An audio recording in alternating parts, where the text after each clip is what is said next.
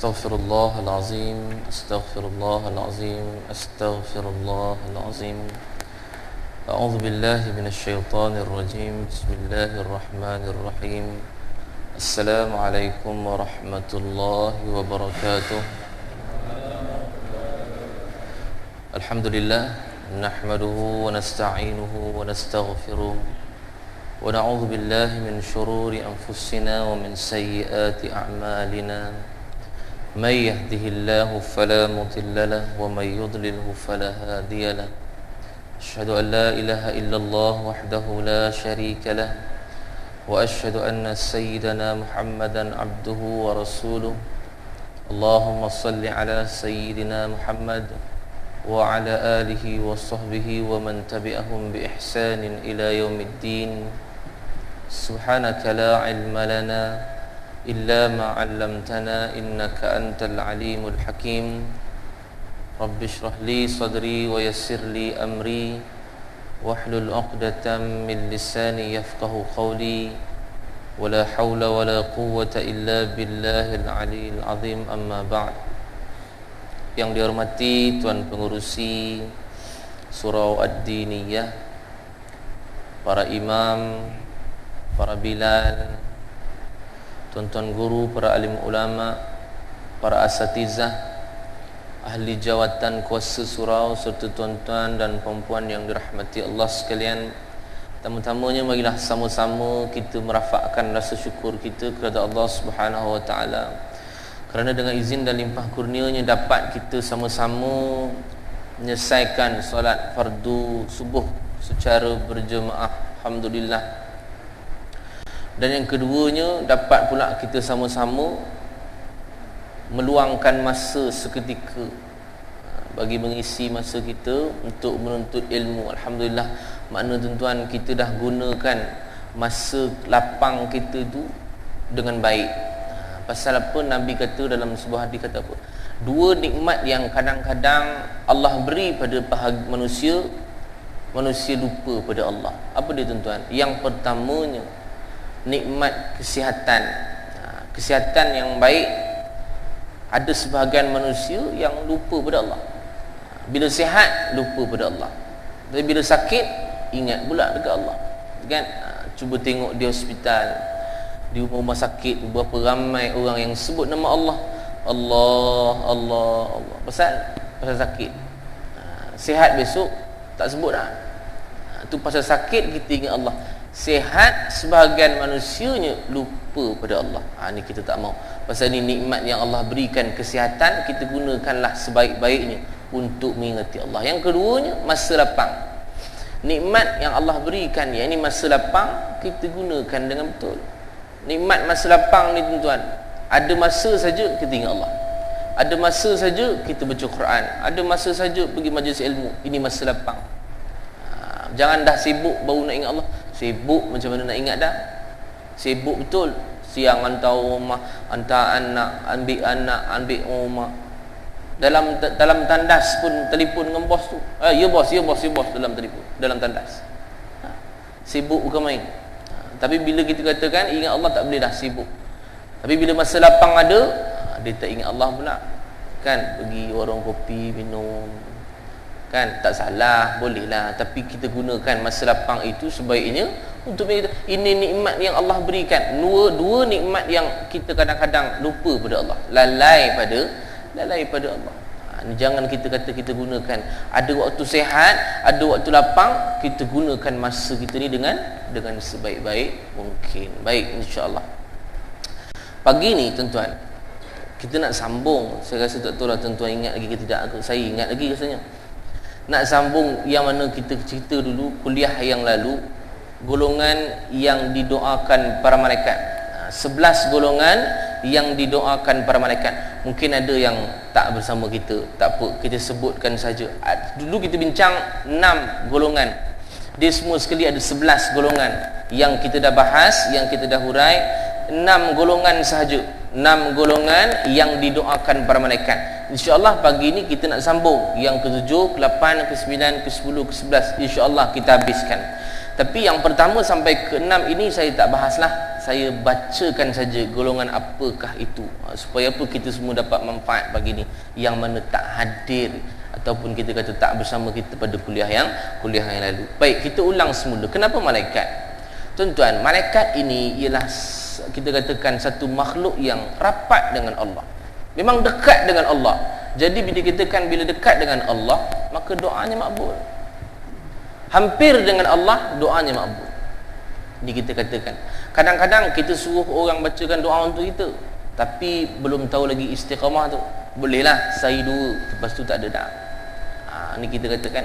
Tapi kalau kita katakan sentiasa ada makhluk yang sentiasa tolong doakan kita, selagi mana kita buat perbuatan yang Nabi sebutkan ini, selagi itu makhluk ini sentiasa doakan pada kita. Ya Allah, ampunilah dia, sayangilah dia, kasihanilah dia, semua doa. Selagi mana kita buat istiqamah perbuatan yang Nabi sebutkan ini, selagi itu didoakan. Nak suruh saudara mara kita doakan, belum tahu lagi istiqamah tu, kan? Tapi ada perbuatan yang kadang-kadang kita boleh buat, tapi kita tak nak suruh makhluk tu doakan pada kita. Baik, kita nak tengok yang pertama dia apa. Yang pertama yang kita dah bahas dulu ialah golongan yang mana didoakan para malaikat, ialah golongan orang yang tidur dalam keadaan bersuci. Yang ni sebelum tidurnya tuan-tuan, dia berwuduk terlebih dahulu. Ini golongan yang pertama. Dia berwuduk dulu sebelum dia tidur. Ini dia akan doakan malaikat. Selagi mana dia tidur tuan-tuan, selagi mana dia tidur sampai dia bangun tu. Pukul 10 dia tidur sampai pukul 5 baru bangun. Sampai pukul 5 lah malaikat doakan untuk dia. Ni untung orang yang berwuduk sebelum tidur. Yang kedua apa tuan-tuan? Yang kedua, golongan orang yang duduk menunggu masuknya waktu solat. Maknanya tuan-tuan, dia datang awal lah. Dia datang awal, masuk Zuhur pukul 1, 12.30 sampai dah. Contoh kita katakan masuk pukul 1, 12.30 sampai dah. Datang dia berzikir, baca Quran, kemudian istighfar dan seumpamanya, datang awal. Apa tujuan tuan-tuan? Tujuan dia nak sembahyang di awal waktu. Ini tujuan dia. Maka ada malaikat mendoakan bagi orang-orang yang menunggu waktu solat. 15 minit lagi nak azan, dia datang awal. Ada doa malaikat di situ. Ya Allah, ampunilah dia. Ya Allah, kasihanilah dia. Ini doa malaikat untuk golongan-golongan orang yang menunggu masuknya waktu solat. Yang ketiga apa tuan-tuan? Yang ketiga ialah golongan orang yang berada di saf paling hadapan sekali. Golongan yang berada saf paling hadapan sekali. Bukan imam. Imam memang kat depan, tapi yang kita kata belakang imam ni, saf yang pertama sekali. Innallaha wa malaikatahu yusalluna ala saffil awal. Allah dan para malaikat berselawat ke atas orang-orang yang berada di saf paling hadapan sekali. Kan? Mana ada doa malaikat bagi orang yang duduk di saf hadapan sekali. Sebab tu tuan-tuan, dia ada kaitan dengan golongan kedua tadi. Apa dia? Yang kedua tadi, orang yang menunggu masuknya waktu solat. Bila masuk waktu solat tu belum lagi, dia terus datang duduk depan, dua dapat dah. Tapi kalau dia duduk belakang, nanti bila azan orang dah iqamat baru nak ke depan, orang lain ambil dah tempat depan ni, rugilah. Tapi kalau dia datang awal terus duduk depan, maka di sini ada doa malaikat, dua dapat dah. Allah dan para malaikat berselawat ke atas orang-orang yang berada di saf paling hadapan sekali. Tapi tuan-tuan, jangan pula besok tuan-tuan datang penuh dah depan ni, kata dia balik rumah je lah. Tak boleh lah. Maknanya sama juga, yang belakang 3, 4, 5, 6 belakang ni pun dapat juga pahala jemaah. Tapi yang kita katakan saf paling terbaik, paling afdal, ialah duduk paling hadapan sekali. Ini kita katakan, nak paling hadapan, datang awal. Bila kita datang awal, dapatlah dua doa malaikat tu yang kita katakan. Kejar benda ni. Pasal apa? Ini malaikat sentiasa doakan untuk kita. Bukan senang kita nak suruh orang doakan untuk kita, tapi ada makhluk yang sentiasa doakan untuk kita selagi mana kita beramal dengan perbuatan ini. Baik, yang keempat apa tuan-tuan? Yang keempat ialah golongan orang yang menyambung saf dia semasa berjemaah. Orang yang menyambung saf dia bagaimana tuan-tuan? Dia tidak ada ruang-ruang kosong di kiri dan kanan dia. Mana rapat tuan-tuan, sama-sama bahu dengan bahu kawan sebelah. Tak ada ruang-ruang kosong lagi, yang mana syaitan ini boleh masuk. Tak ada ruang. Masuk sini tak boleh, masuk sini tak. Bukan syaitan tu masuk dia nak semayang, tak, dia masuk sebab dia nak ganggu kita. Masuk dia nak ganggu kita, tu pasal dia. Kita ni kadang-kadang tergau-gau, fikiran pun melayang-layang pasal ruang tu ada. Saf kita ni tak betul. Saf yang paling betul, dia mesti rapatkan bahu dia dengan bahu kawan sebelah. Yang nak diluruskan, kita dah sebut dah pada kuliah yang lalu, ialah tumit kita ni. Bukan tapak kaki, bukan ibu jari. Tumit ini yang mesti diberbetulkan. Sebab tu tuan-tuan, apabila kita tengok para sahabat luruskan saf, dia bukan main hebat. Pasal apa? Dia tahu Nabi sebut apa? Nabi sebut, jika tidak mahu lihat hati-hati kalian dibolak-balikkan Allah, maka luruskan saf kalian. Ini hati ni tuan-tuan, Allah boleh bolak-balikkan. Pasal kita tengok saf kita ni yang tak lurus, maka tu yang ada iri hati, dengki, cemburu dengan kawan-kawan. Pasal saf tu tak betul. Tapi kalau saf tu betul, ni kasih sayang boleh naik. Kita tengok samakan saja saf-saf kita tu. Hebat. Dalam Islam kita hebat. Itu yang kita kena amalkan. Supaya apa? Kita dapat doa malaikat tu. Yang kelima apa tuan-tuan? Yang kelima ialah golongan orang yang mengucapkan amin bertepatan dengan amin para malaikat ketika mana membaca Al-Fatihah dalam solat berjemaah. Ketika mana apa tuan-tuan? Bila yang sama dengan para malaikat ni, ketika mana imam baca tu, ghairil maghdubi alaihim waladdallin, imam nak buka mulut tu, amin, imam buka mulut saja, sama-samalah dengan imam. Pasal ketika mana imam buka mulut tu, para malaikat pun sekali mengaminkan. Itu mana sama dengan imam. Kita pun kena sama dengan imam. Jangan cepat, jangan lambat. Ada orang cepat belakang tu, lin tak habis lagi yang dia dulu, amin, kan tak tahu nak kerja apa. Sebab tu tuan-tuan kena sama dengan imam, biar sama-sama, biar bergegar surau ni. Jangan sampai runtuh sudah, kan. Mana kita kata samakan amin kita ni supaya kita dapat doa malaikat. Dan yang keenam, yang terakhir yang kita telah bahas pada kuliah yang lalu, ialah orang yang duduk di tempat solatnya selepas melakukan solat. Mana tuan-tuan, lepas habis solat tu dia salam, Assalamualaikum warahmatullahi, Assalamualaikum warahmatullahi, dia duduk seketika. Buat apa ustaz? Buat apa-apa pun tak apalah, selagi mana kita katakan tidak berhadas dan tidak mengganggu. Apa tidak mengganggu? Tidak mengganggu ini maksudkan ialah tidak mencela, tidak mengumpat, tidak mencaci maki orang dan seumpamanya. Selagi mana dia duduk tu, yang paling terbaik duduk berzikir lah, kan. Kadang-kadang kita pun terlepas pandang, ada zikir-zikir yang kita katakan Nabi ajar supaya kita mudah masuk dalam syurga Allah. Apa dia tuan-tuan? Sesiapa yang membaca ayat kursi selepas habis solatnya, maka tiada halangan lagi untuk dia masuk ke dalam syurga Allah kecuali mati sahaja. Ni nak kena amal. Mana lepas habis solat fardu sahaja tuan-tuan, makna kita ada baca ayat kursi tu. Pasal apa? Amalan ini boleh jadi Allah pandang untuk masukkan kita ke dalam syurga Allah. Sentiasa istiqamah. Ni tadi kita baca dah subuh, kemudian zuhur kang sambung lagi, kemudian asar kang sambung lagi, baca sampai kita meninggal dunia. Ni amalan yang kita katakan jangan tinggal. Istiqamah buat benda ni. Ini kita katakan amalan yang kadang-kadang kita terlepas pandang. Baca ayat kursi, walaupun kita kata imam tak baca, kita pun boleh baca seorang, tak apa. Tapi amalan itu yang kita katakan amalan yang mesti buat istiqamah supaya apa? Kita mudah masuk dalam syurga Allah. Sebab tu tuan-tuan, lepas habis solat, duduklah duduk sekejap, zikir, duduk sifar, baca doa dan seumpamanya, supaya apa? Kita dapat doa malaikat itu. Ni kita katakan rugi kalau kita kata kita semayang terus bangun. Tahulah kita sibuk, kan. Tapi sibuk-sibuk pun bagilah masa sikit, supaya apa? Kita boleh luangkan masa sikit untuk istighfar, untuk zikrullah pada Allah. Ingat Allah ketika mana kita dah habis solat tu, muhasabah sekejap diri, 5 minit pun cukup, kan. 5 minit pun cukup untuk kita muhasabah diri, dapat doa malaikat. Mudah-mudahan Allah ampunkan dosa kita. Baik. Habis dah 6 yang kita sebutkan. InsyaAllah pagi ni kita nak sambung golongan yang ketujuh. Golongan yang ketujuh yang mana didoakan para malaikat ialah, kata Nabi SAW, golongan orang yang melakukan solat subuh dan asar secara berjemaah.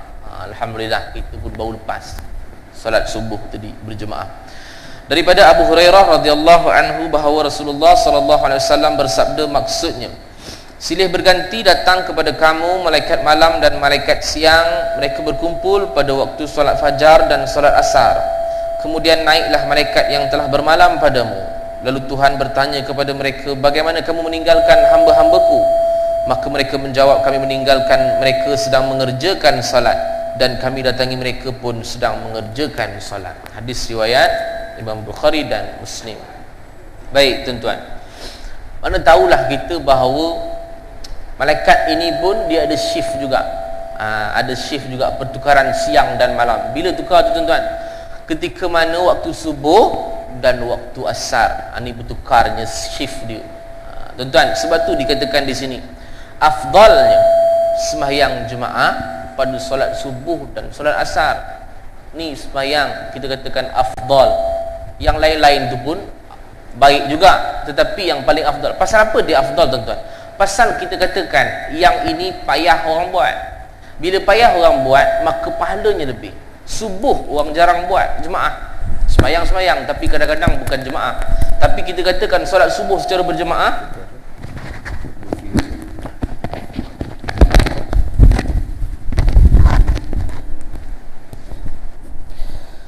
baik. Boleh dengar? Pasal apa subuh? Subuh ialah pasal orang jarang buat. Bila orang jarang buat, maka pahalanya lebih. Subuh, bila kita lihat banyak tempat-tempat yang kadang-kadang tak penuh, kan? 1 saf, 2 saf, 3 saf. Sini alhamdulillah ramai. Tapi ada tempat-tempat yang tak ramai pasal jarang buat. Bila jarang buat, inilah yang kita katakan pahalanya lebih. Asar pun sama. Asar, orang tak nak sembahyang asar berjemaah pasal apa tuan-tuan? Pasal dia nak balik cepat, balik kerja cepat, takut kalau dia sembahyangkan sangkut pula jam nanti. Tapi bila dia sembahyang, bila dia kata, Ustaz saya sembahyang di rumah je, kata dia azan dah tapi tak sembahyang berjemaah, balik rumah sembahyang sampai pukul 8 tak sampai lagi, dalam kereta lagi pukul 8 tu, kan tak sembahyang asar, tak sembahyang maghrib pun tak sembahyang, habis dah. Sebab tu kita kata yang subuh dan asar ini bila jarang orang buat, maka pahalanya lebih. Tahajud tuan-tuan, pasal apa pahala dia lebih? Pasal kita bangun, orang lain tidur lagi, itu pasal pahala dia lebih. Kita bangun seorang je, yang lain tidur lagi, pahalanya lebih.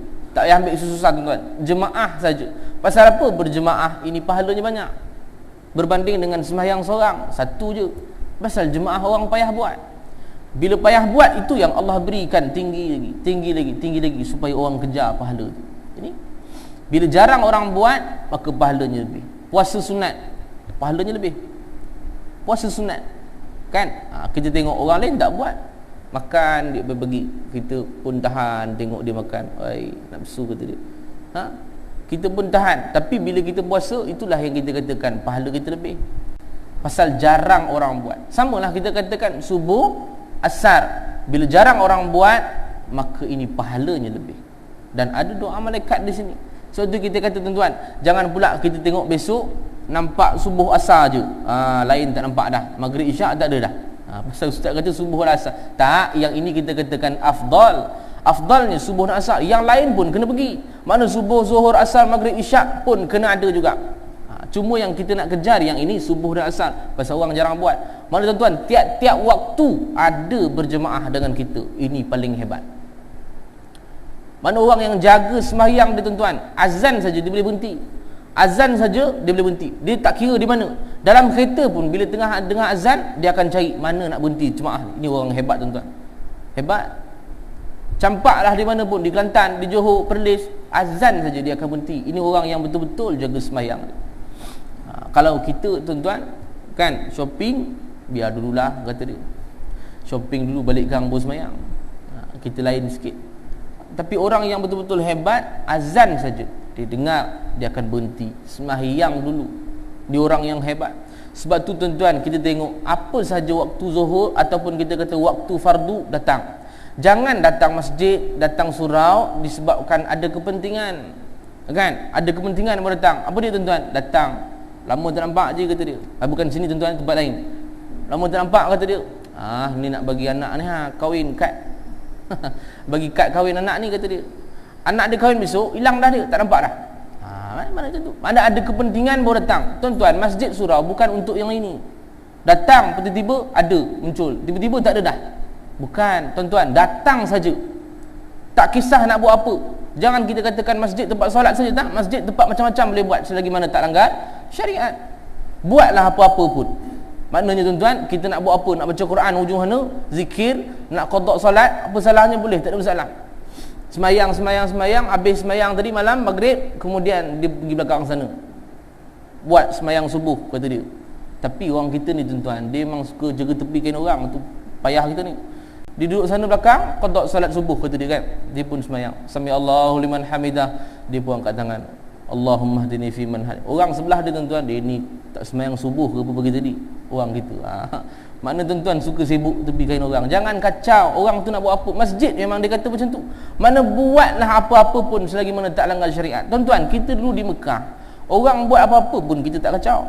Kan? Kita semayang sana, orang tak kacau. Kita baca Quran, tak kena kacau. Tasbih sana tak kena kacau. Tak kena kacau. Yang pandang Kaabah pun tak kena kacau. Pandang je dia. Oi, tak ada kerja ke? Kata dia. Tak ada. Tengoklah apa-apa pun nak buat di sana. Orang tak akan kacau. Tapi bila dekat sini, orang suka jaga tepi kain orang. Kan? Ini tak boleh, ini tak boleh, ini tak boleh. Sedangkan masjid ini bebas, buatlah apa-apa pun selagi mana tak langgar syariat. Tuan-tuan, zaman Nabi dulu, dalam masjid Nabi, ingat ketika mana Rasulullah duduk dengan Aisyah, Aisyah letak dagu di atas bahu Rasulullah. Kata Aisyah, seronok tak? Kata Rasulullah, seronok tak Aisyah? Dia kata seronok. Apa dia tuan-tuan? Ni, Malik ni, dia kata main memanah ni dalam masjid. Main manah dalam masjid ni. Tapi jangan tak ada kerja tuan-tuan, besok tak ada kuliah, tuan-tuan pasang pula panah sini. Bukan, tengoklah kita katakan zaman kita ni, kita pakai zaman kita ni. Tak ada kerja kalau kita apa zaman sekarang, buat karnival. Kan, kita buat kuliah atau tazkirah, forum. Kita nak menghidupkan masjid-masjid ni, nak menghidupkan surau supaya boleh mengimarahkan masjid. Orang pun tengok, wah macam-macam aktiviti ada. Orang pun datang, macam-macam aktiviti ada. Ini yang seronok. Kita katakan, tapi alhamdulillah sini semua okey. Mana sini banyaklah kita kata banyak mengimarahkan surau-surau, orang pun suka datang. Sebab tu kita kata masjid surau bukan ada tempat kepentingan semata-mata. Datang tu sebab ada nak kahwin pun datang, meninggal pun datang, tak meninggal tak datang. Kan memanglah dah meninggal macam mana nak datang. Tapi ada kepentingan baru datang. Yang ini salah. Datanglah bila-bila pun. Yang paling penting apa tuan-tuan? Dengar saja azan, terus datang. Walaupun kita katakan tak kisah di mana-mana, kita duduk dekat luar tengah shopping ke, dengar azan, berhenti, terus pergi sembahyang. Ini orang yang hebat. Nak jaga benda ni tuan-tuan, payah.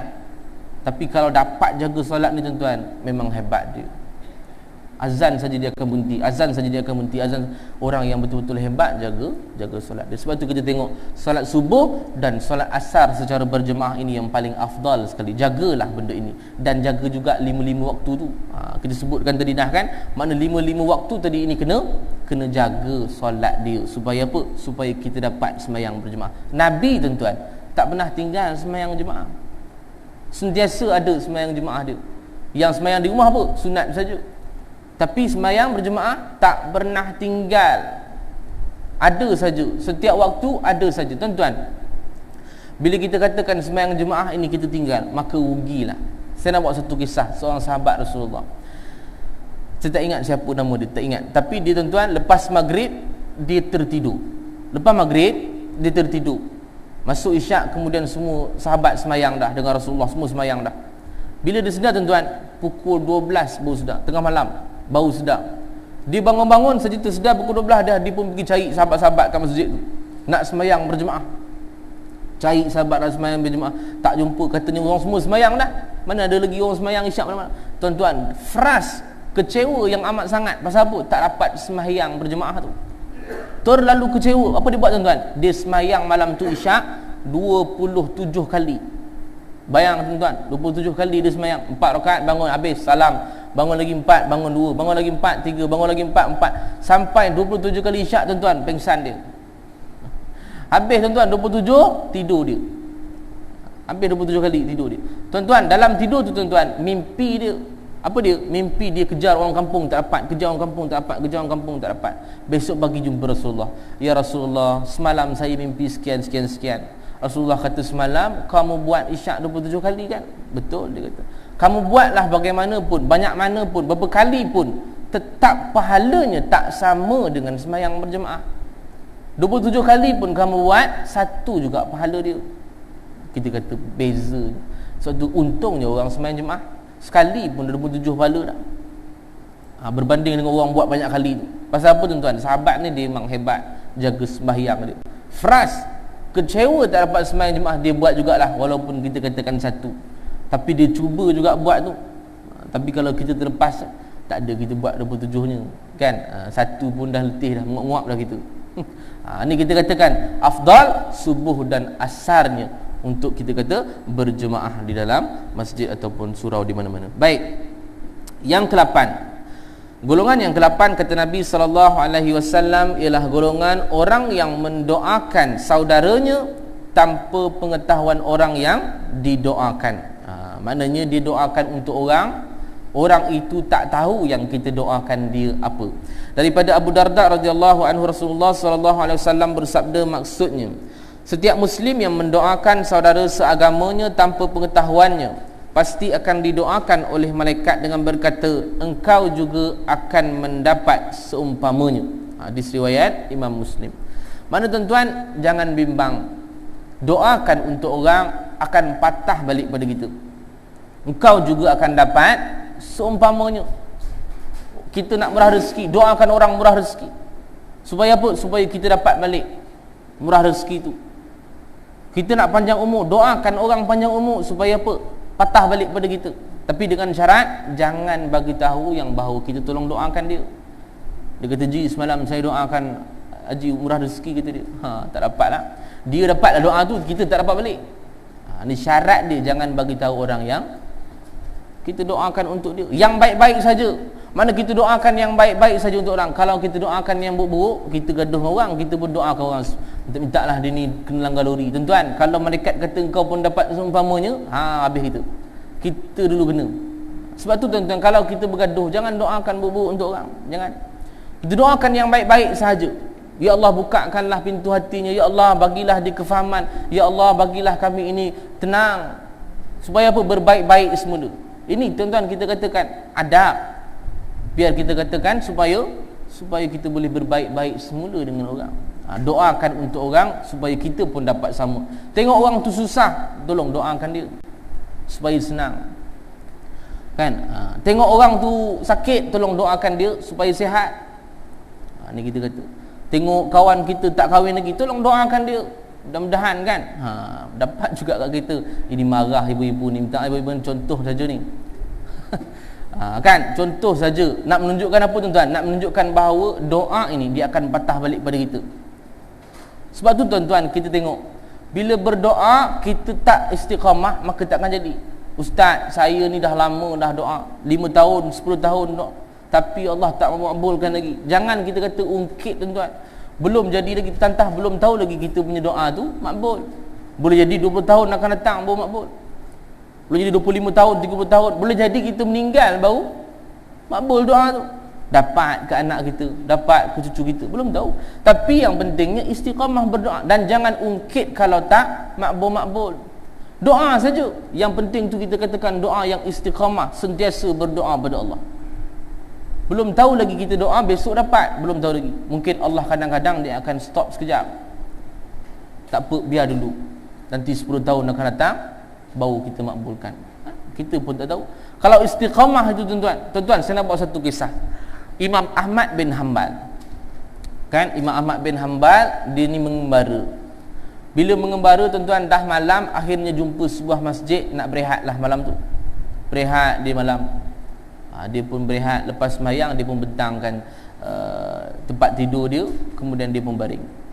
Tuan-tuan, yang berada dalam kampung itu tak kenal yang itu ialah Imam Ahmad. Tak kenal. Dia pernah dengar saja ada seorang ulama yang bernama Imam Ahmad bin Hanbal, tapi muka tak kenal. Ialah pasal dulu mana ada TV, tak ada apa, surat khabar semua tak ada. Tapi dia pernah dengar saja. Datang 4 orang pengawal dekat Imam Ahmad. Ada Imam Ahmad pun dia pun tak kenal Imam Ahmad ni siapa, tak kenal muka. Dia pun tanya, dia kata, "Tuan, tak boleh tidur sini," kata dia. Dia kata, "Saya mengembara, tak ada tempat tidur." Dia kata, "Tak boleh." Dia pun ambil tangan, ambil kaki, campak keluar masjid. Campak keluar masjid, tiba-tiba jatuh dia tuan-tuan. Seorang lelaki nampak. Seorang lelaki pembuat roti nampak Imam Ahmad jatuh keluar masjid. Dia pun tak kenal itu Imam Ahmad, hanya tahu nama sahaja. Dia pun datang pada Imam Ahmad tuan-tuan, datang pada dia. Dia kata, "Tuan, pasal apa tidur sini?" Dia kata, "Saya bukan tidur, saya kena campak tadi," kata dia.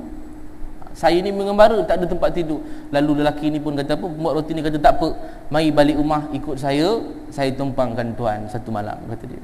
Imam Ahmad pun balik pergi rumah pembuat roti ni tadi. Sampai di rumah pembuat roti ni tuan-tuan, dia pun tunjukkan tempat tidur dan ke mana. Dia pun rehat. Dia kata, "Tuan rehatlah, saya nak sambung kerja saya dalam membuat roti," kata dia.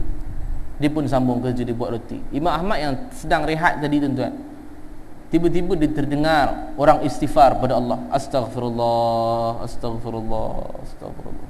Siapa tuan-tuan? Ni pembuat roti ni. Sambil uli tepung tu, sambil istighfar pada Allah. Astaghfirullahalazim, astaghfirullahalazim. Imam Ahmad tengok, dia ni bukan orang biasa-biasa ni, kata dia. Ni bukan orang biasa-biasa ni, kata dia. Ini mesti orang yang istimewa di sisi Allah. Dia pun datang jumpa lelaki ni tadi. Dia kata, "Tuan, ada tak apa-apa yang Allah berikan keistimewaan pada kamu?" Kata pembuat roti ni tadi, "Ada." Dia kata, "Apa dia?" "Aku sentiasa memohon pada Allah, berdoa pada Allah, satu pun Allah tak pernah tolak doa aku. Semua makbul." Tuan-tuan, ini pun tips. Kalau doa tak makbul, istighfar banyak-banyak. Ni pun tips juga. Doa tak makbul, istighfar banyak-banyak. Boleh jadi boleh makbul. Satu pun Allah tak pernah tolak doa aku. Cuma kata pembuat roti ni tadi, ada satu doa yang masih belum lagi Allah kabulkan. Lalu Imam Ahmad ni kata, "Apa dia doa tu?"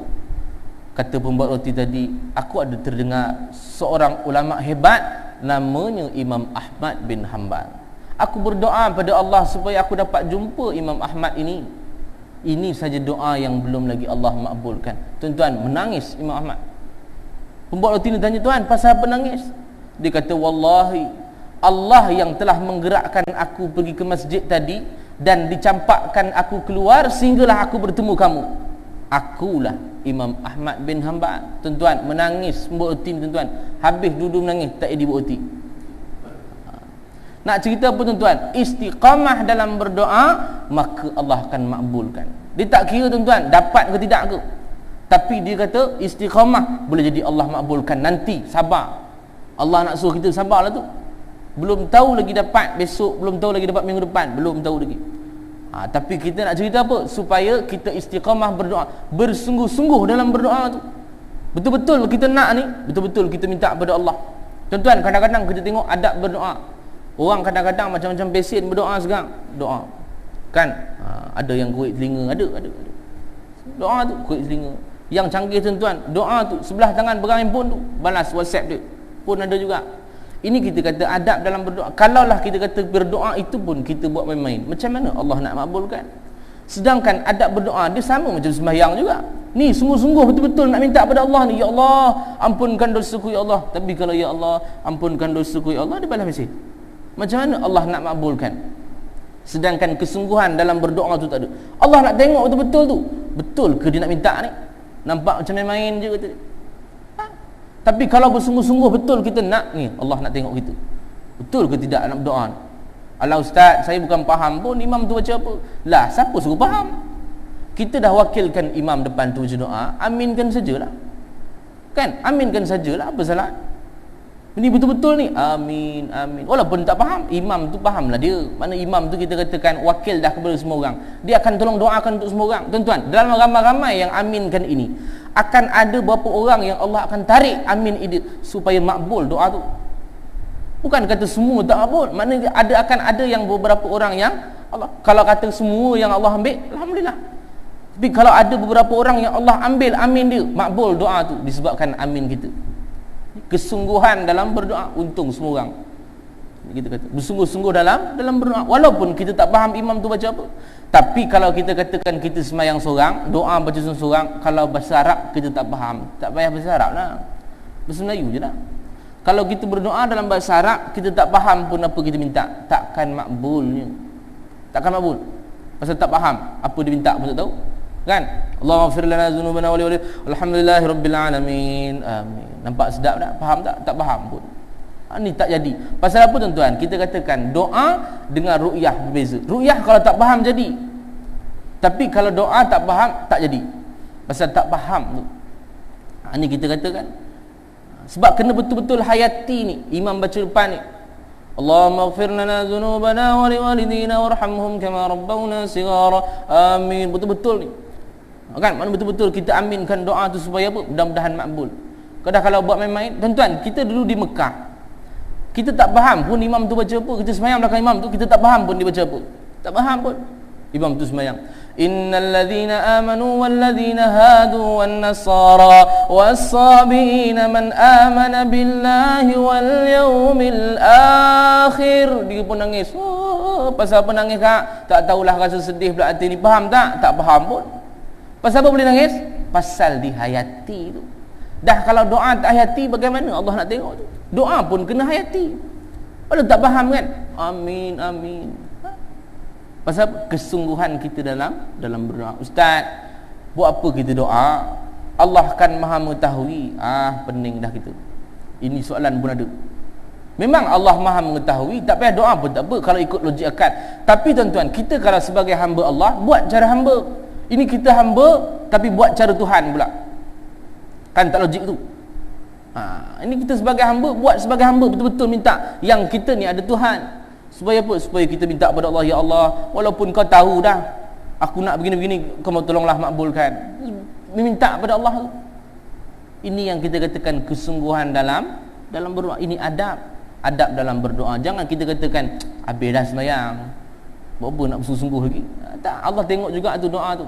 Supaya apa? Supaya Allah tengok, wah betul-betul dia nak. Tapi minta pun agak-agak lah tuan-tuan. Minta pun macam-macam, macam mana nak makbul.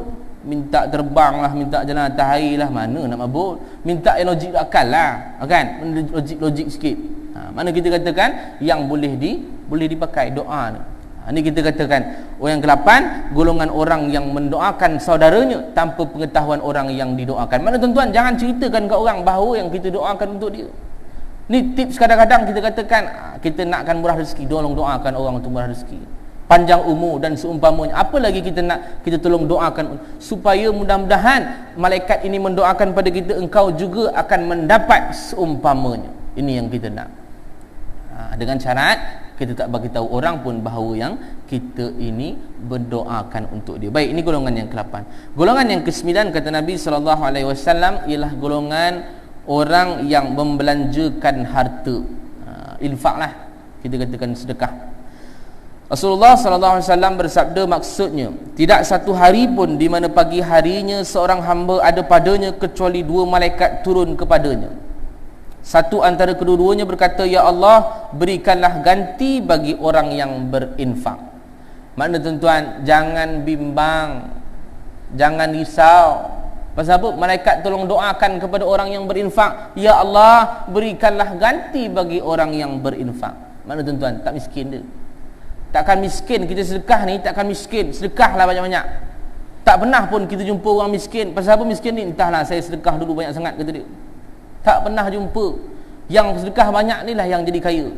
Ni pun tips tuan-tuan. Sedekah banyak-banyak boleh jadi kaya. Tapi jangan niat macam tu pula. Niat ini kita kata kita nak fisabilillah lah. Sedekah kita buat kerana Allah. Ini Allah bantu. Kan? Sebab tu tuan-tuan, kita tengok ada kadang-kadang pahala yang bila kita mati dah, terputus pahalanya lah, tak boleh buat pahala dah, tak boleh buat amalannya. Kata Nabi apa? Idza mata ibnu adam in qata'a amalu illa min salas. Matinya seseorang anak Adam itu, maka akan terputus segala pahala amalannya. Tak boleh buat amalan dah. Meninggal dia duduk dalam kubur tu, tak boleh buat amalan dah. Tapi ada 3 amalan yang sentiasa kita katakan mengalir pahalanya walaupun kita dah masuk dalam kubur. Apa dia tuan-tuan? Yang pertamanya sadaqatin jariyah. Sedekah jariah. Sedekah banyak-banyak ni. Sedekah banyak-banyak hari-hari. Tolong disiplinkan diri kita pasal kita ini, kita katakan hari-hari kita bersedekah. Hari ini dah sedekah belum? Belum. Cari orang supaya sedekah. Masjid, surau, boleh, tak usah. Disiplinkan diri kita supaya kita sedekah tiap-tiap hari. Belum sedekah lagi, pergi cari. Walaupun kita kata bukan masjid, bukan surau, ada orang kadang-kadang datang dekat meja makan kita kan, tengah makan, ada orang datang, cik minta sedekah cik. Jangan-jangan dia tu menipu kot ustaz. Ini kita selalu buat ni. Kalau kita kata dia menipu, tuan-tuan, ni kalau kita tak nak bagi, kita diam-diam saja. Boleh jadi dia tu betul-betul susah. Kan? Kalau dia susah, betul-betul susah, kita tak bagi, dah lah tak bagi, tolong satu, kita fitnah satu hal pula, dua dah dapat. Ni kita bimbang. Bimbang apa? Bimbang kita ni tak bagi satu hal. Tapi kalau kita bagi sedekah pada dia, tengok-tengok memang betul pula dia sedikit, memang dia menipu, tuan-tuan, memang betul-betul sedikit, itu di antara dia dengan Allah. Pahala sedekah tu dapat juga macam biasa, tak ada masalah pun. Yang penting je kita katakan jangan fitnah, jangan marah orang tu. Ini orang datang tak sedekah, macam-macam soalan dia tanya. Dia datang mana ni? Mana ni? Berapa orang datang? Naik apa? Macam-macam soalan dia tanya. Dia pun pening, tuan-tuan, nak jawab. Dia pun pening nak jawab tu. Sebab tu, tuan-tuan, kalau ada orang tak suka, kalau tak nak bagi, diam sajalah. Tak apa, terima kasih. Nampak susah nak makan ni cik, kata dia. Nak makan, duduk, kita makan. Tapi jangan makan sini lah, makan sebelah. Sini ada orang lain, kata dia. Maknanya, tuan-tuan, orang datang, jangan kita katakan fitnah pada dia. Kita bimbang, takut-takut memang betul dia susah. Kalau betul-betul dia tipu, itu di antara dia. Kecuali lah kalau kita katakan kita memang kenal dah dia ni memang kaki menipu, tak payah bagilah. Memang kenal dah, ini duduk sebelah aku ni, kata dia ni memang kaki menipu, kata dia, tak payahlah. Ini pasal kita kenal dah. Yang kalau tak kenal, tak apa, tak ada masalah, pahala dia masih lagi berterusan. Ini yang pertama, sedekahun jariyah. Yang kedua, kata Nabi SAW, ilmun yantafa'u bih, ilmu yang bermanfaat disebarkan kepada orang. Orang masih lagi buat, kita meninggal dah, pahala tu masih lagi berterusan. Tuan-tuan balik gang ni, dapat dah 11 golongan didoakan para malaikat. Jangan simpan, tuan-tuan, dalam hati, tak payah rugi, pergi sebarkan pada orang yang tak datang tu. Keluarga kita berapa ramai tak datang, anak beranak kita, pergi sebarkan pada dia orang supaya dia orang boleh buat 11 golongan ini. Ini kita gunakan untuk apa? Untuk saham kita besok meninggal ni. Ada orang yang tak datang, mungkin boleh jadi ada yang tak datang hari ni, balik kampung. Dia datang besok, pergi tolong sebarkan pada dia, supaya apa? Dia pun boleh beramal sama dengan 11 golongan ini. Dapat sama-sama, dia dapat manfaat, tuan-tuan dapat manfaat, saya dapat manfaat, semua dapat manfaat. Pasal apa? Ilmun yantafa'u bih, ilmu yang bermanfaat disebarkan pada orang. Orang masih lagi buat, kita meninggal nak. Ini saham, kita kata. Saham ketika mana duduk dalam kubur. Pergi sebarkan, sampaikan pada orang. Jangan simpan saja, tak payahlah ustaz, biar saya dululah, kata dia. Buat apa nak kedekut? Ilmu ni tak payah kedekut. Silap-silap kita tak beramal. Ilmu ada tapi tak beramal, rosak kita. Ini kita katakan ada ilmu, terus beramal, ataupun terus sebarkan pada orang supaya orang tu boleh beramal dengan ilmu yang kita ada. Yang ketiga, waladun salih yad'ulah, anak yang sentiasa mendoakan mak ayah dia. Tuan-tuan, kalau kita nak anak kita sentiasa doakan untuk kita, kita dulu doakan untuk mak ayah kita. Kalau kita pun buat tak betul, buat tak baik, derhaka dengan mak ayah kita, maka besok tunggulah anak kita ni akan balas balik pada kita. Dia pun akan buat tak tahu dengan kita. Kalau ustaz tak ada pun, anak saya dah besar semua dah. Kata dia, sabar dulu, belum tahu lagi anak dia tu boleh jadi cucu dia yang buat pada kita. Ni Allah Maha Adil. Allah akan sentiasa balas pada orang yang buat kezaliman. Dia akan balas, ulang balik. Belum tahu lagi, kalau anak dia belum tahu lagi, tentang cucu dia buat jahat, kita pun tak tahu. Benda tu akan dibalas balik oleh Allah, sebab Allah ini Maha Adil. Kalau kita nak anak kita sentiasa doakan kita besok, kita dulu buat untuk mak ayah kita. Ni 3 amalan yang Nabi katakan berterusan pahalanya walaupun kita mati dah masuk dalam kubur. Ni jangan tinggal pahala amalan ini. Buat istiqamah, kita katakan hari-hari kita lakukan. Baik, ini yang kita katakan orang yang membelanjakan harta, yang sedekah banyak-banyak ni, tuan-tuan. Ini kita katakan supaya apa? Supaya dapat doa malaikat tu. Sedekahlah banyak-banyak, kan? Sedekah banyak-banyak supaya apa? Supaya kita dapat saham, dapat doa malaikat itu. Ya Allah, gantikanlah bagi orang yang berinfak, maka tidak akan miskin, tuan-tuan. Kan kadang-kadang kalau kita tengok orang yang tabung lalu, baru lepas tabung lalu, alhamdulillah selamat dah. Kan tabung lalu, mengantuk dia, belum sampai lagi, baru jeling. Tabung nak lalu, kata dia pun tidur, kata dia, tutup mata. Heran, tuan-tuan, habis dia tabung lalu, celik balik. Ada orang lagi, tuan-tuan, lagi macam-macam pesen dia, tuan-tuan. Dia kata tabung lalu, dia tak bagi duit, dia senyum, kata dia. Pasal apa senyum? Tu sedekah juga, kata dia. Ada juga orang begini. Ada juga orang begini, senyum saja. Ini kan sedekah juga kata dia. Senyum itu sedekah kata dia. Dia pun tolak pergi tabung tempat lain. Ada juga orang begini katakan. Sebab tu kita kata tuan-tuan, sedekahlah banyak-banyak. Kan kita kumpul pahala banyak-banyak ni tuan-tuan. Iyalah kita kata Islam tak larang pun jadi kaya. Jadilah kaya, tak ada masalah. Kan? Jadi kaya tak ada masalah. Tapi yang kita katakan sedekah itu yang kita nak, saham ataupun yang itu yang kita punya. Sedekah banyak-banyak, kumpul banyak harta-harta pun tuan-tuan, boleh jadi kita meninggal besok harta tu tak tahu ke mana. Kan dapat dekat anak kita, dapat isteri, belum tahu lagi harta tu bagaimana. Memanglah kita katakan nak kena tinggalkan juga untuk anak isteri kita. Tapi yang kita punya besok dalam kubur mana? Tak ada. Ini yang kena tengok, kena lihat balik yang kita tinggalkan untuk kita besok dalam kubur mana. Yang kita prepare untuk anak isteri kita. Tapi untuk kita besok dalam kubur tak ada. Sebab tu ada tabung, ada kita katakan ada orang minta sedekah, pergi sedekah banyak-banyak. Harta ni tuan-tuan kalau kumpul pun, kata Datuk Ismail Kamu siapa cerita dia. Dia kata kalau kumpul harta banyak-banyak apa, orang kaya pun, orang kaya dia tak boleh makan roti canai banyak-banyak pagi-pagi. Kan? Pagi makan roti canai 10 keping kata dia. Banyaknya kata dia. Pasal saya orang kaya, saya kena makan 10 keping. Orang kaya. Kan? 10 keping roti canai. Ada jumpa? Tak benar pun. Kadang-kadang kita tengok orang kaya pun makan 2 keping je. Itu pun takut-takut tak boleh tuan-tuan. Doktor tak bagi. Awak jangan makan roti canai kata dia. Pasal awak kencing manis. Daging boleh tu? Daging pun tak boleh pasal awak darah tinggi. Kan? Udang boleh tu? Udang pun tak boleh pasal awak gaut kata dia. Habis saya boleh makan apa doktor? Awak makan kulit roti lah kata dia. Ini orang kaya ni. Orang kaya pun makan kulit roti je tuan-tuan. Kaya tu. Kan? Makna tuan-tuan kaya macam mana pun, yang kita katakan kita punya dalam tabung itulah yang kena nak jaga. Supaya apa? Saham kita besok di akhirat ada, kita bawa balik. Ni golongan yang ke-9. Golongan yang ke-10 kata Nabi sallallahu alaihi wasallam, ialah golongan orang yang sedang makan sahur. Ni orang nak puasa dah ni. Orang makan sahur, orang sahur ni nak puasa. Rasulullah sallallahu alaihi wasallam bersabda, maksudnya sesungguhnya Allah dan kalangan malaikatnya sentiasa berdoa kepada orang yang bersahur. Maksud tuan-tuan nak puasalah. Tak ada katanya kita kata tak ada kerja orang ni makan sahur, besok gang dia breakfast pula. Itu bukan sahur nama dia. Maknanya dia sahur tu maknanya dia nak puasa. Bab sahur ni kita tak ada panjanglah cerita sangat, kan? Sebab apa? Kita seronok bulan puasa sini ramai kot rasanya. Memang biasalah. Sebenarnya kita katakan sunatullah, memang satu Ramadan penuh masjid-masjid surau-surau dengan kehadiran jemaah-jemaah datang. Seronok pasal bulan Ramadan. Masuk minggu kedua kurang sikit dah. Tak tahulah sini makin penuh juga kot rasanya kot. Minggu ketiga kurang balik dah. Minggu keempat lagi kurang lah tinggal Tok Siap, Imam Bilal je. 3 orang tinggal. Lain-lain tak tahu gimana. Balik kampung kot ustaz kata dia. Pergi kampung begitu juga. Sama juga surau masjid dia. Kosong juga. Jangan-jangan masjid India kot. Masjid juga kata dia. Masjid juga kata dia kan.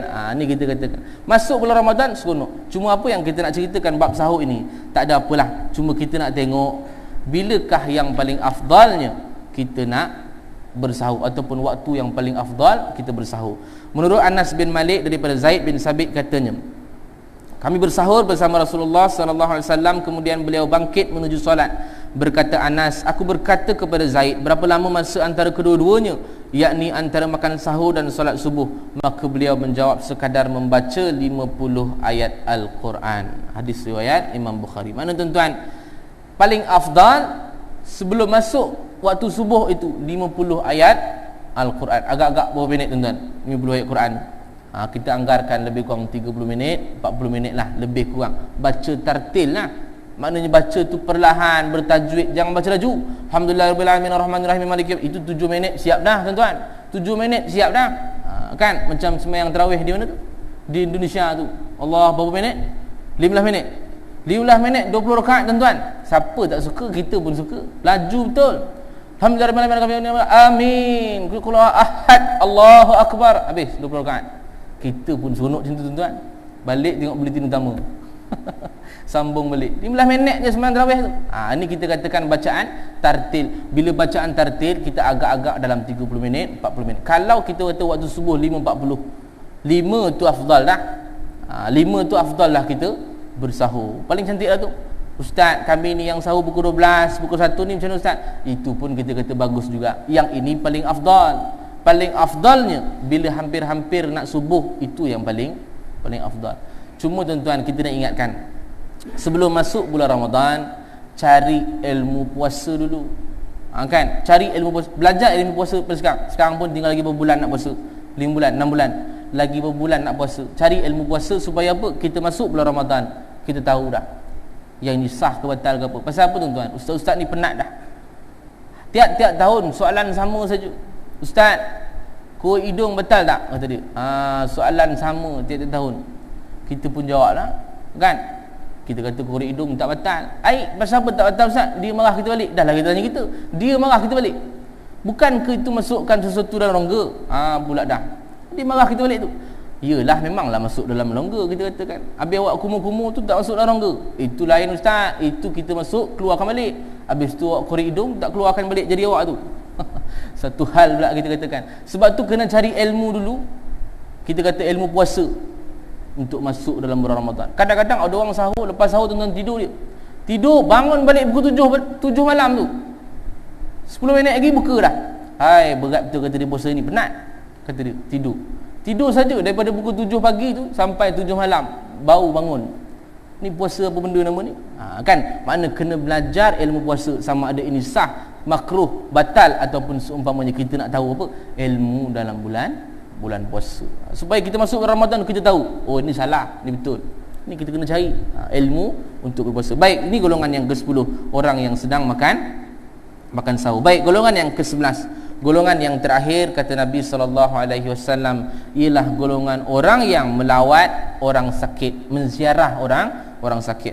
Rasulullah SAW bersabda, maksudnya sesiapa yang mendatangi saudaranya yakni yang sedang sakit untuk menjenguknya, maka dia seperti berjalan di taman syurga sampai dia duduk. Jika ia telah duduk, maka dia akan diliputi rahmat. Apabila seseorang menjenguknya pada pagi hari, maka 70,000 malaikat akan berselawat kepadanya sampai petang hari. Apabila dia menjenguknya pada petang hari, maka 70,000 malaikat akan berselawat kepadanya sampai pagi hari. Hadis riwayat Ibnu Majah. Maka tuan-tuan, pergilah ziarah bila-bila pun, siang ke malam ke, tetap juga diselawatkan oleh malaikat. Berapa ramai tu Ustaz? 70,000 malaikat berselawat pada orang yang pergi ziarah orang sakit ni. Tuan-tuan, disebutkan lagi apabila kita berjalan menuju untuk menziarah orang sakit, seumpama dia berjalan di dalam taman-taman syurga. Dan ketika mana dia duduk tu tuan-tuan, rahmat turun. Dapat pula selawat malaikat, 3 dapat orang yang ziarah orang sakit. Ini kita kata, kalau ada orang sakit, maka ziarahlah. Nak pula itu ialah adik-adik kita, saudara mara kita, pergi ziarah supaya dapat kelebihan menziarah orang sakit ini. Cuma apa tuan-tuan, kita katakan adab berziarah pun kena ada, kan? Kita tahulah nak bergurau, biasalah, kan? Kita dengan kawan-kawan kita kan kadang-kadang bergurau. Dia pun datang tengok kawan kita sakit kat hospital, tengok dia terlantar sakit, kata dia kan, dia kata, kawan aku dulu pun ada macam ni juga sakit, dia kata dia 2 Jumaat, kata dia gol dah, kata dia. Satu hal, jangan pula kita kata gitu, dia pun nanti turun semangat dia, jatuh semangat dia. Pasal apa? Tahulah kita bergurau, tapi bila dia dengar macam tu, lagi teruk dia sakit, kata. Lagi teruk dia sakit. Pasal apa kita bergurau begitu? Tapi tuan-tuan, kalau kita tengok adab orang sakit ataupun ziarah orang sakit, kita ni datang bagi semangat pada dia, bagi semangat pada dia, walaupun kita kata tak ada harapan dah. Doktor kata 3 hari saja ni harapan dia, lepas tu tak ada dah, kata dia 3 hari. Walaupun kita kata tak ada harapan dah, kita datang bagi semangat pada dia. Haji, semangat Haji, mudah-mudahan Allah sihatkan, kuatkan. Tuan-tuan, dengan kata-kata kita tu boleh jadi Allah panjangkan umur dia. Siapa tahu? Doktor pun tak boleh tahu 3 hari. Itu anggaran saja, anggaran saja. Tapi kalau kita datang bagi semangat pada orang, boleh jadi Allah panjangkan umur dia, sihat balik dia.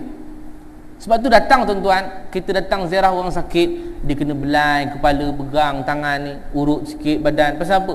Pasal di tangan ini tuan-tuan, dia ada aura dia. Aura, bila sentuh dengan badan orang lain, kepala orang lain, dia ada aura. Taklah kita kata sembuh semuanya, tapi kita katakan sembuh sedikit lah. Sebab tu orang urut kaki, dia pakai tangan ke pakai mesin? Dia pakai tangan. Memang kita katakan urut tak sembuh semua, tapi kurang sikit, kita rasakan kurang sikit dah rasa sakit tu, pasal urut pakai tangan. Ini kita katakan walaupun tak ada harapan dah, kita kata pergilah ziarah, bagi semangat pada dia, belai kepala dia, pegang, kita katakan tangan dia, kaki dia, supaya apa? Supaya datang balik semangat dia. Cuma tuan-tuan, yang kita nak maksudkan last kali, yang terakhir, apa dia? Hak muslim se-muslim, pasal dia ada kaitan dengan ziarah orang sakit ni. Tuan-tuan, dalam hadis Nabi sebutkan ada hak muslim se-muslim yang mesti dijaga. Dalam riwayat kata ada 5. Dalam riwayat lain kata ada 6 hak muslim se-muslim yang kena jaga. Tuan-tuan, kita ambil 6 terus, 6.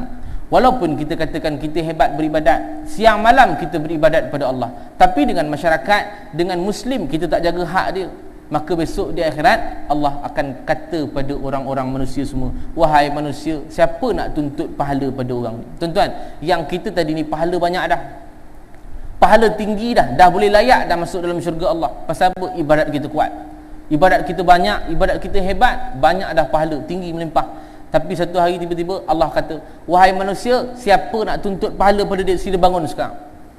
Yang awal-awal bangun siapa tuan-tuan? Ni keluarga mara kita.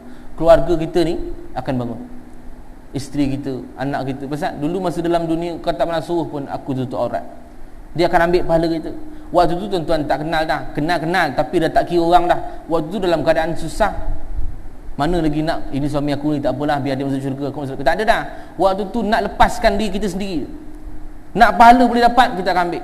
Dulu masa dalam dunia kau tak pernah suruh pun aku semayang, habis kita yang semayang seorang-seorang ni tuan-tuan, diambil pahalanya.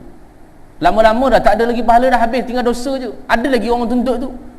Dulu masa dalam dunia aku bagi salam kau tak pernah jawab pun, dah tak ada pahala dah, nak ambil apa? Allah kata ambil dosanya, timbang kat dia. Tadi tuan-tuan kita timbang, pahala banyak dah layak dah masuk syurga Allah. Tiba-tiba Allah kata siapa nak tuntut pahala, ambil pahala pada dia. Habis semua pahala, habis dah. Tadi yang layak masuk syurga dah. Ini dipanggilkan muflis akhirat, habis. Sebab tu tuan-tuan, dengan masyarakat pun kena jaga. Sebab tu dikaitkan hablum minallah wa hablum minan nas. Dua ni kena jaga, hubungan dengan Allah, hubungan dengan manusia. Sebab tu kalau kita tengok ayat-ayat Quran tuan-tuan, ayat Quran pasal apa dikaitkan wa aqimis solah wa atuz zakah. Dua ni sentiasa sama, tak pernah pisah pun. Pasal kata ulama, solat ini untuk Allah, zakat ini untuk masyarakat. Dua ini kena jaga. Walaupun kita hebat macam mana pun dengan Allah, tapi dengan masyarakat akhlak kita masih lagi tak baik, maka ini yang kita kena jaga betul-betul. Ada 6 hak muslim se-muslim yang kena jaga. Yang pertama apa tuan-tuan? Yang pertama, apabila orang beri salam, maka wajib jawab. Bagi salam sunat, jawab salam wajib. Kadang-kadang kita tengok orang bagi salam, ataupun kita tengok orang yang kenal saja kita bagi salam, kan? Tak kenal tak payahlah. Tuan-tuan, ini sunnah yang lama dah ditinggalkan, orang tak perasan pun. Yang kita salam, bagi salam kepada orang yang kenal saja, yang tak kenal kita tak bagi dah. Ini kita katakan sunnah yang lama ditinggalkan. Tuan-tuan, Nabi sebut dalam sebuah hadis, wallazi nafsi biyadihi la tadkhulul jannah hatta tu'minu wa la tu'minu hatta tahabbu awala adulukum ala syai'in idza fa'altum tahabbabtum afshus salama bainakum, kata Nabi sallallahu alaihi wasallam. Demi diriku yang berada di dalam kekuasaannya, tidak akan masuk syurga sehingga orang itu beriman, tidak akan beriman sehingga orang itu berkasih sayang. Nabi tanya, nak tak aku tunjukkan bagaimana nak berkasih sayang? Kata Nabi, afshus salama bainakum, sebarkan salam di antara kalian, maka ini boleh mendatangkan kasih sayang. Tuan-tuan, hadis ini menunjukkan bahawa kita senang saja, mudah saja untuk masuk syurga, tapi amalan yang kita buat ni kadang-kadang tak boleh, yang kita tinggalkan. Masuk syurga, takkan masuk syurga orang yang beriman, takkan beriman sehingga orang ini berkasih sayang. Nak tak aku tunjukkan bagaimana nak berkasih sayang? Sebarkan salam, kata Nabi SAW. Tuan-tuan, cuba terbalikkan hadis ni. Sebarkan salam, maka orang ini akan berkasih sayang. Bila orang ini berkasih sayang, bermakna orang ini beriman. Apabila orang ini beriman, maka dia akan dimasukkan ke dalam syurga. Mudah saja untuk masuk syurga, sebar salam saja. Sebab tu tuan-tuan, sunnah inilah lama ditinggalkan. Sebarkan salam, sebarkan salam sunat, jawab salam itu wajib. Siapa-siapa pun kena jawab. Baik, kena jawab salam itu wajib. Yang kedua, apabila diberi undangan, maka hadirlah. Orang datang pada kita, haji, mari jemput, saya datang jemput keduri ni, doa selamat, kata dia, wajib datang. Kalau ada urusan, boleh bagi tahu pada tuan rumah, minta maaf saya tak dapat datang, ada urusan dan semua. Yang kita katakan sengaja tak datang, besok dia datang pada kita, besok di akhirat dia akan tuntut pahala pada kita. Dia akan tuntut pahala kita. Tuan-tuan, yang kita bimbang ni apa? Kenduri sebelah rumah ni, itu pun tak datang. Kenduri sebelah rumah, tutup pintu depan, nampak macam tak ada orang, rupanya keluar ke belakang nak pergi Tesco. Keluar ke belakang tu pasal apa? Tak nak pergi kenduri orang. Tuan-tuan, ini besok akan dituntut dekat akhirat. Ini yang kedua. Yang ketiga, apabila orang bersin, maka doakan untuk dia. Yang ini sunat. Apabila orang bersin, maka tolong doakan dia, yarhamkallah, doakan untuk dia. Yang ini sunat. Yang keempat, apabila orang meminta nasihat, maka berilah nasihat padanya. Ini pun sunat. Orang datang pada kita, ustaz, tolong doakan saya, tolong nasihatkan saya ni banyak dah tinggal solat, kata dia. Kita pun bagi nasihat pada dia, kena begini. Walaupun kita katakan dia tak datang kita, dia datang pada pomen yang mechanical tu lah, buat motor tu, dia pun datang, bang tolong nasihatkan saya bang. Abang tu pun kena bagi nasihat pada dia. Tapi bagi nasihat atas dasar ilmu yang dia ada nak. Jangan pandai-pandai buat keluar hukum pula. Bang, saya ni dah lama buat jahat ni bang, tolong bagi nasihat. Tak boleh, awak ni banyak sangat buat jahat dah ni, awak ni masuk neraka je, kata dia. Pandai-pandai buat keluar hukum pula dah.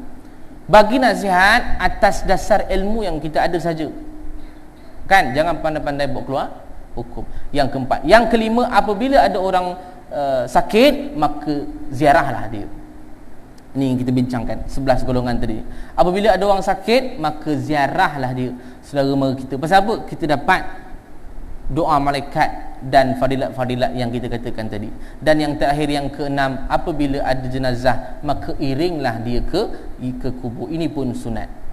Kan? Mana tuan-tuan ada nampak jenazah, pergilah iring di kubur. Pasal apa? Yang ini boleh memperingatkan kita. Kematian ini boleh memperingatkan kita bahawa kita ini hidup tak lama. Bila-bila saja boleh meninggal dunia. Bila-bila saja boleh mati. Mana iring jenazah tu ke kubur? Ini hak muslim sama muslim yang kena tunaikan. 6 hak muslim dah. Jaga hak muslim sama muslim ini supaya besok tak ada kita dituntut pahala oleh orang ramai. Tak ada. Pasal kita dah jaga dah hak muslim sama muslim. Masyarakat semua kita dah jaga. Dengan Allah pun kita jaga, dengan manusia pun kita jaga. Mudah-mudahan kita selamat besok di akhirat kelak. Tuan-tuan, saya rasa cukup dah sekarang itu. 11 golongan dah saya kongsikan pada pagi ini. InsyaAllah mudah-mudahan ada manfaatnya. Sebab tu saya sebutkan tadi, 11 golongan ini jangan simpan dalam hati, terus pergi sebarkan pada orang yang tak datang. Supaya apa? Dia pun dapat manfaatnya. 11 golongan ini, tuan-tuan, kita balik sama-sama beramalkan 11 golongan ini supaya kita dapat doa malaikat itu. Tak boleh buat 11, buat sikit pun tak apalah, asalkan kita dapat doa malaikat. Dapat buat semua lagi cantik, alhamdulillah. Wallahu alam, saya rasa cukup sekadar itu. Mudah-mudahan kita jumpa lagi pada masa-masa akan datang. Qul qauli hadza wa astaghfirullahal azim li wa lakum. Assalamualaikum warahmatullahi wabarakatuh. A'udzubillahi minasyaitonir rajim.